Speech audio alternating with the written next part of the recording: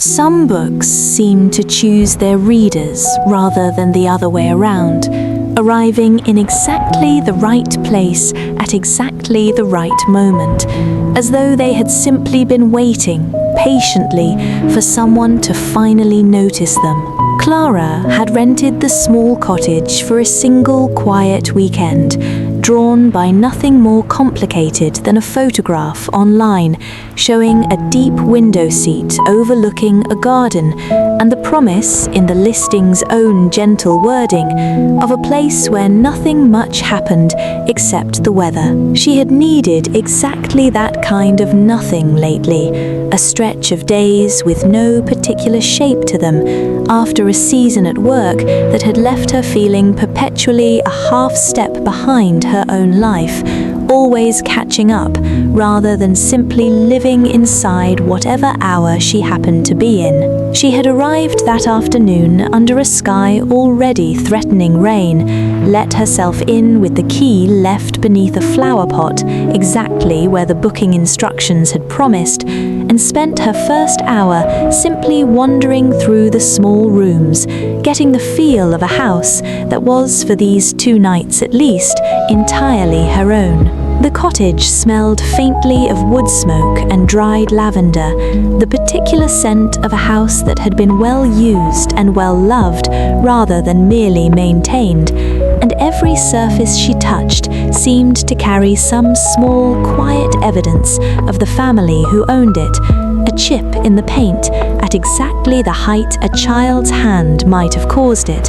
a worn patch on the kitchen floorboards, precisely where someone had stood year after year doing the washing up. The cottage belonged, she gathered from a framed certificate near the door, to a family who had owned it for 3 generations, renting it out now only occasionally, more it seemed for the pleasure of sharing the place than any real need for the income. Everything about it suggested long, careful use rather than the impersonal tidiness of a place turned over quickly between strangers. Mismatched china in the cupboards, a shelf of board games with corners softened by years of small hands, a collection of Wellington boots by the door, in sizes ranging from small child to full-grown adult, none of them matching, all of them clearly beloved. She explored the kitchen first, opening cupboards with the particular gentle curiosity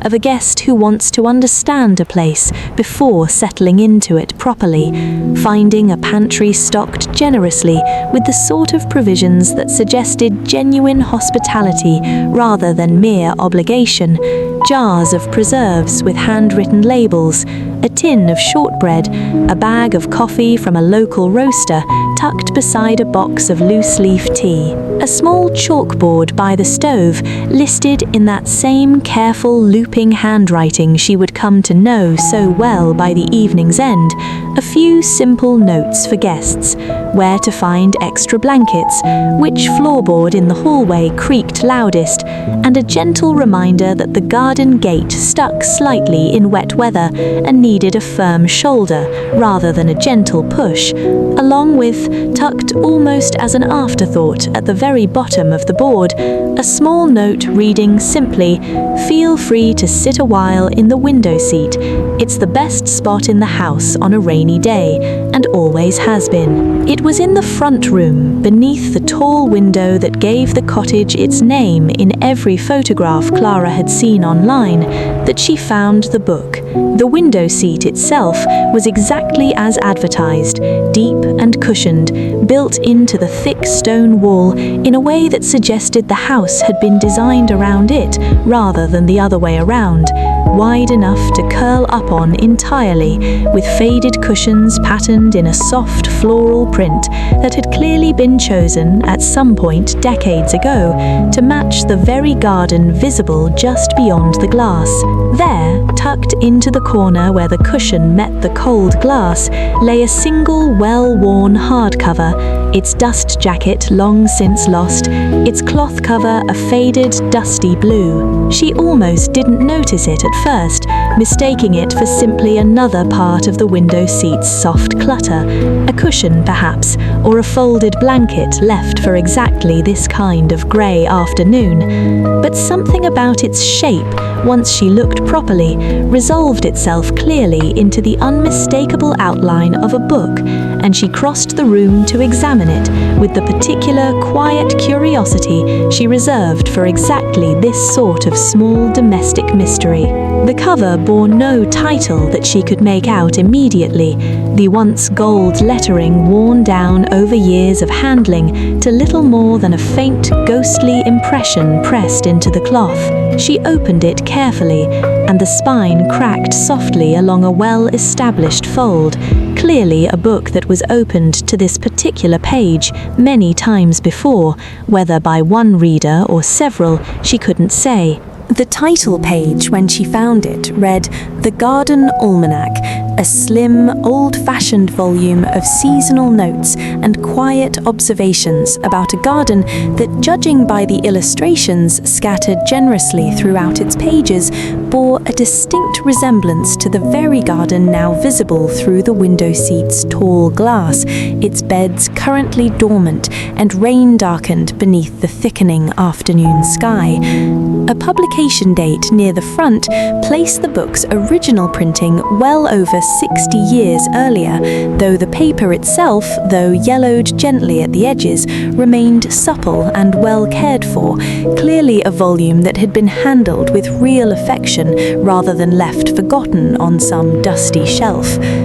Clara settled herself into the window seat properly then, tucking her legs up beneath her, the book resting open across her knees, and outside, right on cue, the first drops of rain began to fall, soft and hesitant at first against the old glass, exactly the kind of gentle, unhurried rain that seemed to belong naturally to an afternoon spent indoors with an old book and nothing pressing left to do. The almanac, she discovered, as she turned slowly through its early pages, followed the garden through a full calendar year, each month given its own short chapter, part practical notes on planting and pruning, part something closer to quiet reflection on the particular character of that season, written in a voice so warm and unhurried that Clara found herself reading each entry twice, once for its practical content, and once simply for the pleasure of the author's easy, patient company. But it was the handwriting in the margins that captured her attention most completely. Someone, at some point long after the book's original printing, had taken up a pencil and begun adding their own small, careful notes alongside the printed text, dates noted beside particular entries, brief observations about how a specific plant had actually fared that year compared to the book's general guidance, occasional small sketches of a leaf or flower shape tucked into whatever white space the page happened to offer. The handwriting itself was small and slightly slanted, clearly the work of someone who had written a great deal over their lifetime, confident and unhurried, in a way that only comes from long practice. Clara found herself tracing one particular note with her finger, written beside an entry about autumn bulbs, reading simply, "Planted the new daffodils along the east wall this year, 3 weeks later than the book suggests, though I suspect our particular soil runs colder than most. Time will tell." She smiled at that small, practical honesty, imagining the person who had written it standing exactly where she now sat, or perhaps out in the very garden visible through the window, kneeling carefully in the cold autumn soil with this same book propped open nearby for reference. Curious now, she turned back to the beginning of the book, to the chapter marked simply March, wanting to follow the gardener's notes properly from the start of their own gardening year, rather than dipping in at random. The March chapter opened with the almanac's own printed guidance on early pruning and the first tentative sowing of hardy seeds, practical and briskly written in the confident, slightly old-fashioned tone of a mid-century gardening manual. Beside it, the handwritten notes began cautiously, as though their author were still finding their footing both in the garden and in the margins of this particular book. "Tried the early peas again this year," one note read. "Third attempt now. Something eating the shoots before they've properly established. We'll ask at the nursery about netting." A few pages later, in slightly bolder pencil, as though written with more confidence, "Netting worked a treat. Should have asked years ago rather than losing 3 seasons of peas to what I now suspect were simply hungry pigeons, greedy things that they are, though I confess I've since grown rather fond of watching them strut about the far end of the garden where the netting doesn't reach." Clara laughed quietly to herself at that, charmed by the small human comedy of it. 3 years of quiet frustration resolved eventually by nothing more dramatic than a length of garden netting and a willingness, finally, to ask for help. She continued through April and May, watching the gardener's confidence grow visibly across the pages, notes becoming longer, more detailed, occasionally branching into small personal asides that had little to do with gardening at all.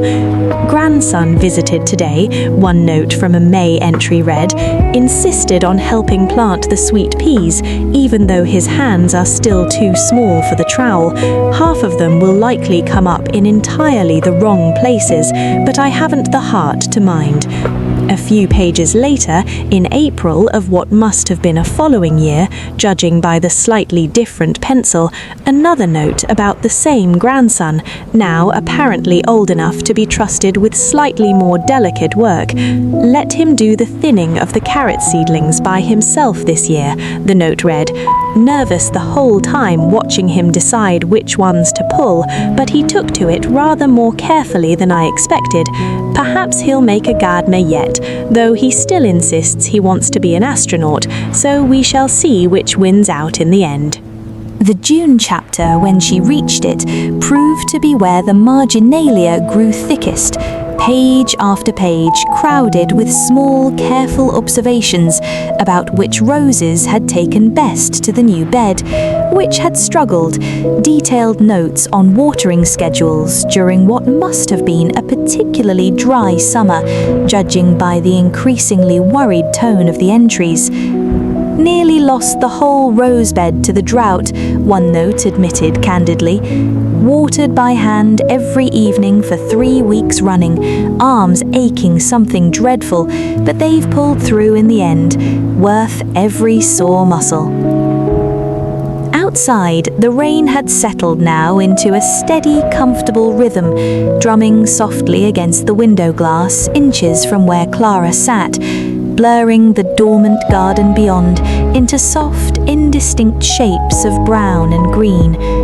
She found herself glancing up periodically from the book to compare its illustrated garden with the real one just beyond the glass, tracing the rough outline of a stone path in the picture against what she could make out of the same path now, slightly overgrown, but still clearly following the identical route decades later. Tucked between 2 pages, roughly 2/3 through the book, in the same June chapter, still rich with notes about the struggling rosebed, she found a pressed flower, so old and flattened it had become almost translucent, its original colour faded to a pale papery brown, though its shape remained perfectly preserved. A single delicate bloom she couldn't immediately identify, held in place for what must have been decades by the simple, patient weight of the closed book around it. She lifted the page carefully, careful not to disturb the flower's fragile position, and found on the page beneath it a small note in the same careful handwriting, reading, "First bloom from the new rosebed, June, the year we finally got the drainage sorted properly. Kept one for the book." Clara sat with that small discovery for a long moment, feeling something quietly moving settle in her chest at the thought of it. A gardener, decades ago now, judging by the handwriting's faded pencil and the flower's near transparency, pausing in the middle of whatever practical task the day had demanded to press one small bloom between these particular pages, a private, wordless celebration of some long-finished project finally bearing exactly the result it had promised. She thought of all the small triumphs recorded so plainly throughout the book so far: the netting that had finally solved the pea problem, the roses saved through 3 weeks of aching hand-carried water, each one modest on its own, and yet gathered together across so many patient years, adding up to something that felt, from this comfortable distance, genuinely remarkable. She continued reading, moving now more slowly through the remaining chapters, pausing over each new marginal note as though it were a small message left deliberately for whoever might eventually find this book, waiting patiently on this particular window seat. Some notes were purely practical, reminders about which varieties had thrived and which had struggled against the local soil and weather. Others drifted into something closer to memory, brief mentions of a grandchild helping plant seeds one particular spring, or a specially difficult winter that had claimed an old apple tree the author had clearly mourned rather more than the almanac's businesslike tone quite allowed itself to say outright. The September chapter carried its own particular weight of memory, notes about the harvest growing gradually more elaborate as the pages went on, careful records of which tomato varieties had finally ripened before the first frost, and which had needed picking green and finished on a sunny windowsill instead. Made the last of the year's chutney today, one note read, using the very last of the tomatoes, the ones that never quite got round to turning properly red. Turned out better than last year's batch, if I'm honest, though I'll never tell my sister that, since she's convinced her own recipe is unbeatable. A neighbour came round for the annual test taste, another note added a few days later, and diplomatically refused to declare a winner between the two batches, wise woman that she is. A few pages further on, beside an entry about autumn leaf mould, a longer note filled almost the entire margin, the handwriting slightly more hurried than elsewhere in the book. Lost the old apple tree this winter, finally, after years of us both pretending it had a few more seasons left in it. Planted a young one in its place today, though I know full well I won't live to see it grown properly. Not really, not the way the old one was. Strange the things we plant anyway, knowing we won't see the end of them. I suppose that's most of gardening when you think about it properly. Faith more than certainty. My husband thought I was being maudlin about it, but I notice he helped me dig the hole all the same, and stood there just as quietly as I did once it was done. Clara read that particular entry twice, something in its quiet, unsentimental honesty settling deeply and unexpectedly into her chest.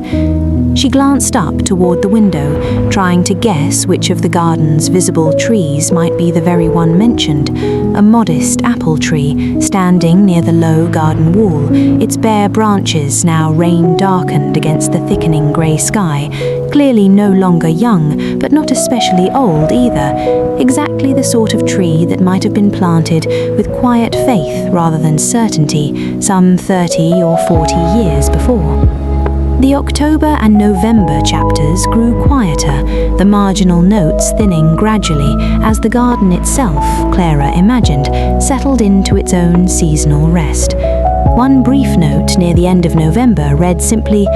"Nothing much to report, everything sleeping now as it should be. Sometimes the best gardening is simply leaving well enough alone and trusting the ground to know its own business better than I do." The rain outside continued its steady work, filling the small cottage with a sound so constant and enveloping that Clara found her own sense of time loosening gradually, the afternoon sliding without without any clear seam into early evening, the grey light beyond the window softening further as the day wound down. She rose eventually, reluctant to leave the book, but aware of her own growing hunger, and made her way to the small kitchen to see what she might put together from the supplies the cottage's owners had thoughtfully left in the pantry. A loaf of bread, some cheese, a jar of homemade jam whose handwritten label matched, she noticed with quiet delight, the same careful penmanship she had been following through the almanac's margins all afternoon. She paused at the pantry shelf for a long moment, turning the jam jar over in her hands, its label reading simply, "Plum, this year's batch," in handwriting so familiar now that she felt almost as though she were being introduced properly to someone she had already spent the whole afternoon getting to know. She wondered whether the gardener whose notes filled the almanac and the family who currently owned the cottage were one and the same, whether some daughter or grandchild had simply carried on both the garden and the small, careful habit of labelling things clearly for whoever came after, or whether these were in fact two separate threads of the same house's long, patient history, woven together now only by coincidence and Clara's own eager imagination. Either way, she spread the plum jam generously over a thick slice of the bread, poured herself a glass of water, and arranged everything simply on a small plate, cutting a few slices of the cheese alongside it, pleased with the modest, unhurried meal she had assembled from another family's careful generosity. She carried her simple meal back to the window seat rather than the kitchen table, unwilling entirely to abandon the book's company just yet, and ate slowly while the rain continued steadily beyond the glass, the garden outside now growing indistinct in the fading evening light, its careful borders and stone path visible only as soft, darkening suggestions of themselves. After her meal, she lit the small lamp beside the window seat, its wan glow gathering the whole corner into a cozy, contained pool of light against the deepening dusk outside, and returned to the almanac's final chapters, the winter months, sparse now of new growth, but rich still with the same patient, observant voice, notes about which evergreens held their colour best against the frost, brief mentions of birds that visited the garden even in the coldest months, drawn by seeds left out deliberately along the low garden wall. December's chapter carried a warmth entirely its own despite its subject, notes about holly gathered for the mantelpiece, a small sketch of a robin that had apparently taken up regular residence near the kitchen window that particular winter, visiting so reliably each morning that the gardener had eventually given it a name, recorded matter-of-factly in the margin as though introducing an old friend.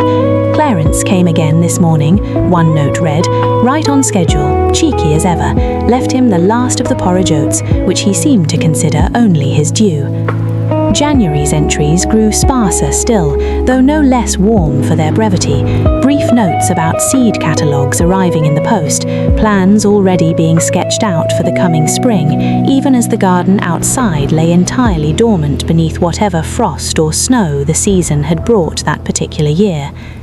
Ordered the sweet peas early this year, one note read. Can't seem to help myself once the catalogues start arriving. Something about planning next year's garden in the depths of this one's cold that keeps a person going, I find. My husband says I'm hopeless, ordering seeds while there's still frost on the windows, but I notice he's the one who reads the catalogue cover to cover before passing it along to me. Perhaps you have felt entirely alone yourself on certain nights. If so, know that you too are part of something larger tonight. This cabin, this forest, this steady, patient rain, all of it holding you gently, whether or not you feel it directly. Silas doesn't often have company out here,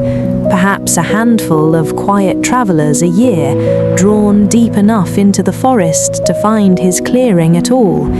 He remembers each one, he says, not by name always, but by whatever small thing they left behind in his memory. One traveller, years ago, taught him a song while they waited out a storm much like tonight's, and he still hums it sometimes, working at his carving, though he's long forgotten the words. Another simply sat with him in comfortable silence for 2 full days, neither of them needing to fill the quiet with much conversation at all. He says every visitor changes the cabin a little, in ways too small to really name. A song remembered, a silence shared, a story exchanged for one of his own. Tonight, he says, will leave its own small mark too, whether or not either of you notices exactly what it is. Beyond the cabin walls, the steady rain does its own quiet, necessary work across the whole forest, soaking deep into moss and soil, swelling the creek gently, feeding roots that have waited patiently through the drier weeks of summer for exactly this kind of generous, unhurried rain. The pines themselves seem to lean into it, gathering what they need through every needle, every root, growing steadily in ways no one will fully see until seasons from now. Silas says he's come to measure his years less by calendar dates and more by rains like this one, each storm marking another season of growth, another layer added to the forest floor, another small chapter in a life measured in patient, cumulative care rather than hurried achievement. There is something enviable in that kind of measuring, he says, though he'd never put it in quite those words himself. Perhaps whatever feels slow or quiet or uneventful in your own life right now is simply being measured wrong. Perhaps, like this forest, like this rain, it's doing exactly the patient, necessary work it needs to do, growing steadily in ways you won't fully appreciate until much later, once enough seasons have quietly passed. Downstairs, Silas sets his carving aside for the night and banks the stove low, just enough to keep its warmth through until morning. He settles into his rocking chair a while longer, listening to his forest sing its familiar rain song, content, as he always is, with exactly this much company and exactly this much quiet. Rest is not something you earn. It's already yours. It was always yours. It will be waiting for you again the next time you need it, and the time after that, and every time after that. Your body feels heavy now, sinking into the soft quilts, the steady patter of rain on cedar shingles, blending with the occasional, gently muffled roll of thunder, further away now with each passing minute. There is nothing more you need to hear. There is nothing more you need to imagine. I will stay here with you a while longer, speaking softly so you do not need to listen closely anymore. Just let my voice fade into the rhythm of the rain, like thunder fades into the pines, like everything else in this small wooden cabin that exists simply to keep you warm and safe through the night. Slowly, gradually, the rain begins to ease, not stopping, not yet, but softening, the steady patter on the cedar shingles settling into something even gentler, even more unhurried than before.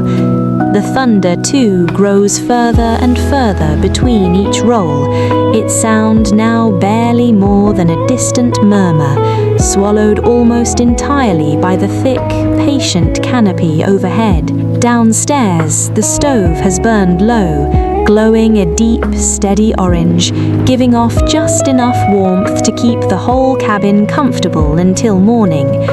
The axe by the door hangs exactly where it always does, quiet testament to a father's patient teaching, still cutting true after all these years.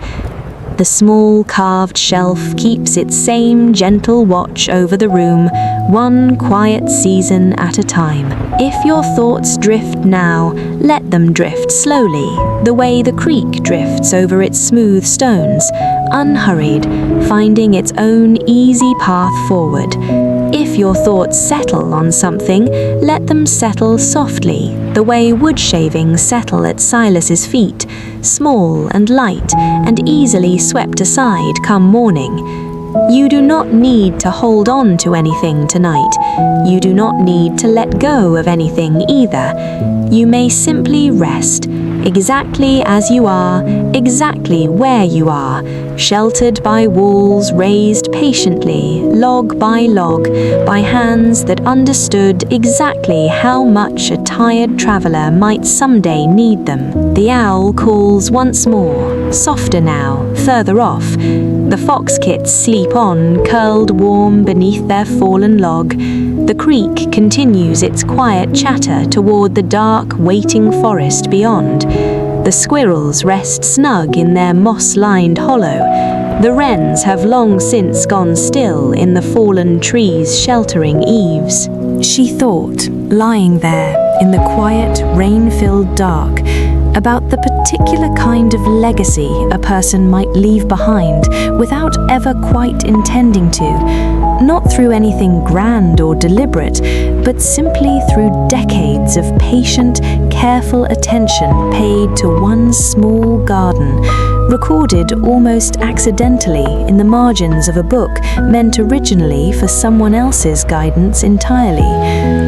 The gardener whose handwriting filled these pages had likely never imagined a stranger,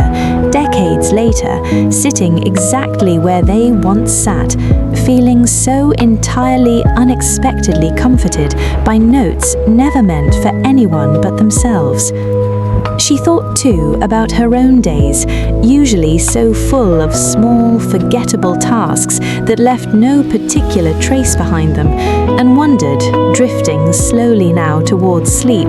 whether she might begin keeping her own version of such a record, not necessarily about a garden, since she had no particular garden of her own to tend, but about something, anything worth this same kind of patient, decades-long attention, the kind of quiet devotion that eventually turned ordinary observation into something close to a gift left behind for whoever happened to find it next.